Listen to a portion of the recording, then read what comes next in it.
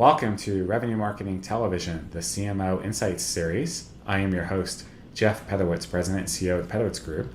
Today, we have with us Steve Schley, who is Vice President of Global Marketing for KrolLDiscovery. Steve, welcome to the show. Thanks, Jeff. Thank you. So tell us a little bit, what does KrolLDiscovery do? Sure. So KrolLDiscovery is the combination of two businesses as of December last year, Kroll OnTrack and KrolLDiscovery. And our primary business focus is e-discovery software and services. So our clients are large multinational corporations or the law firms that serve them, particularly in the area of responding to litigation or government inquiry. Fascinating. So who are some of the competitors that you would see typically? There are probably only 2 or 3 competitors that operate on a global basis. Again, they're typically not household names, but and then there are a whole variety of regional competitors and small local competitors in this space. So if you were to add them all up, they're probably in the hundreds. But those that focus on the breadth of service that we do in the global footprint, really only about 2 or 3 organizations. Okay, so given that, then what's your strategy for differentiation? Yeah, our strategy for differentiation is really a combination of the breadth and depth of software that we provide. So that helps us compete easily against the small competitors and the regional competitors. And then the level of service differentiates us from the global competitors. So we have 42 offices in 19 countries and really provide, in fact, one of the things that we say is that we're around the globe and across the street. So that we are really providing a very personalized service to each of the companies and clients that we work with in the locations that we work with, yet we have the ability to deliver on a global basis, which, again, most of our customers, whether they're the law firms or the corporations, are operating in a number of jurisdictions around the globe. And so it's helpful for us to be able to have that capability, but also have that approach to a real personalized service. So Steve, is your team global as well? Yeah, so we've got a little over 20 people in the marketing team globally, and we represent the major markets. So there's a lot of business in this industry in the U.S., being a very litigious country as it is. And then we have a lot of presence in Europe as well, and then Asia Pacific too. Okay, and so what's your approach to managing the team globally? What are some of the processes and structure that you're putting in place? Yeah, so the move towards a consolidated global marketing team is relatively new for us. So up to probably about 6 months ago, just pre-acquisition, the group was organized by region. So we kind of had 3 separate marketing departments. And that certainly allowed the level of localization and attention to the market that we still desire. What it didn't offer was enough of the collaboration and coordination across regions. So that's first and foremost. Probably the base step is literally bringing the team together. So people that for years have not even met face-to-face have had now the opportunity in the last couple months to actually meet face-to-face, develop a working relationship, and will continue to do that perhaps on an annual basis that will allow that team to really operate well on video conference calls, on telephone conference calls. So that was the first one, just establish some base level of communication amongst the team. And then really it is a joint plan. So instead of having regional marketing plans, the company is going to market as a single company in all regions. The marketing team reflects that as well. So we've taken on 4 major goals for the team that reflect the business goals of the company. And then we're able to, within those 4 goals, kind of localize depending on what the region requires, whether it's something as simple as language or issues in that particular region.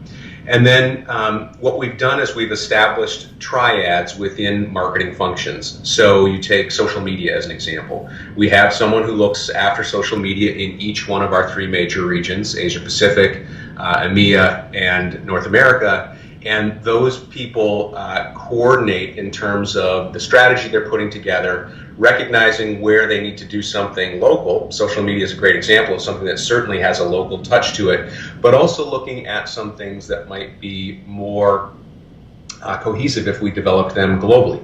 So for us, it might be major themes addressing our industry, or something like a centralized repository of images that we use in social campaigns.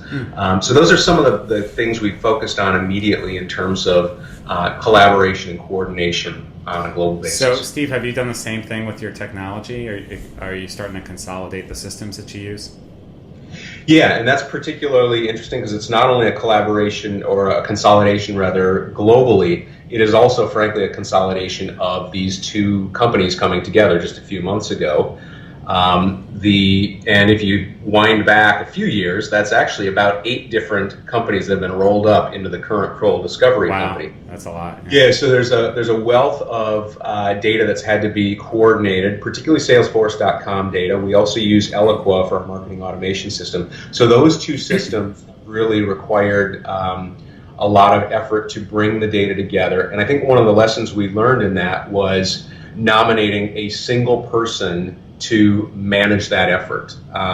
Too often I think you have a variety of different, hands in different pots and all trying to go in the same direction, but not necessarily getting there in a coordinated fashion. So that's something we've learned, is really to put a single person that may be supported by a team, as it is in our case, but a single person that really is overseeing everything that we're doing relative to bringing all that data together.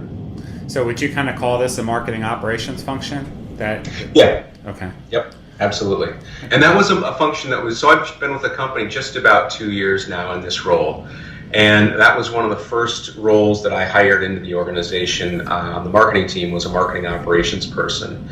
And I would not suggest that we are, terribly sophisticated in the volume of technology that we use, but one of the things that marketing operations has been crucial and fundamental to the marketing team in help on is we view marketing operations really as almost a consultant to the marketing team. So yes, they are responsible for the systems we use, and yes, they're responsible for data and so forth, but they also are a consultant to the business in general, to the marketing team in general, so that we're heading in the right direction, we've got goals that we're achieving and so forth, but also to each individual function. So as an example, if I have an events person in North America that's looking at what kind of events do we want to do over the next year, she has at her fingertips, with the support from the marketing operations team, an idea of exactly what sort of success she's seen in the events she did last year, what kind of contribution that's had to the revenue in the company, what kind of take up from the sales team that's had, so that as she goes about determining how she's going to spend her money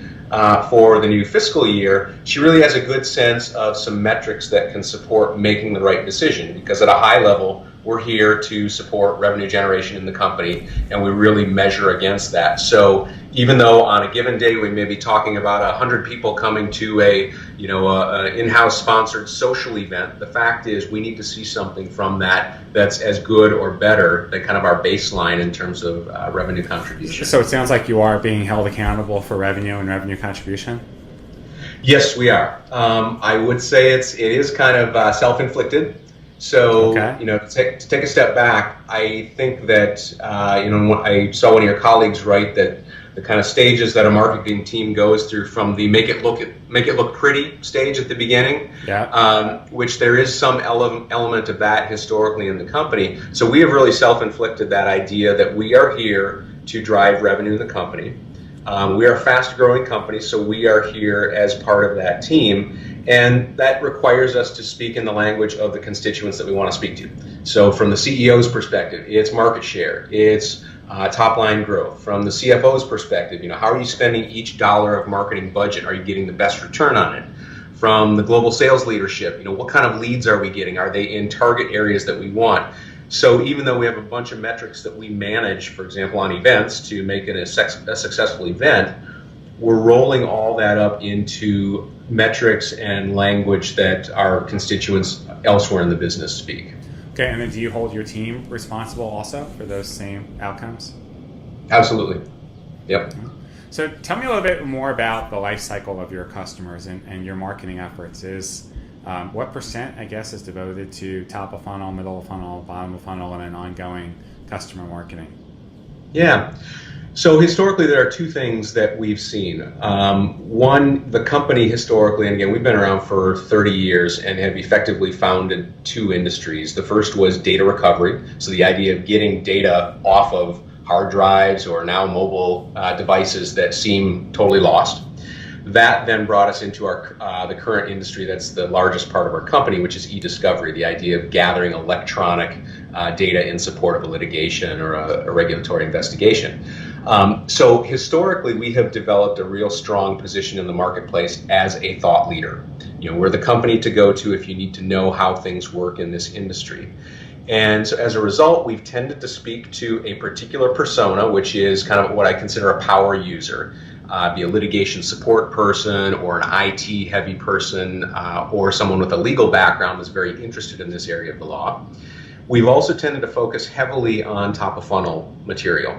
So this is everything from kind of what's happening in the industry and a summary of case law that's come out through to webinars and events that are about really big issues in the industry. And so what we've found as we've looked at kind of responding to the customer and the life cycle they're going through is we've missed a couple personas and we tend to be very top of funnel. And that's one of the things that we have really focused on as part of this joining of the two companies and rolling out a new brand is looking at all the content we put out there, whether it's via the 40-ish websites that we have on a global basis or all of our collateral, is kind of evaluating things on a matrix. So if you look at one of the axes is the persona, and we speak to probably a half dozen key personas. And then on the other axis is the buying stages. And so, generally awareness and education and actual selection, that we are lining up the most appropriate content or message with the right persona at the right point in that buying cycle. That's great. Sounds like you've got a lot of exciting work ahead of you, and you're doing some great things so far. Yeah, a lot of work, that's for sure.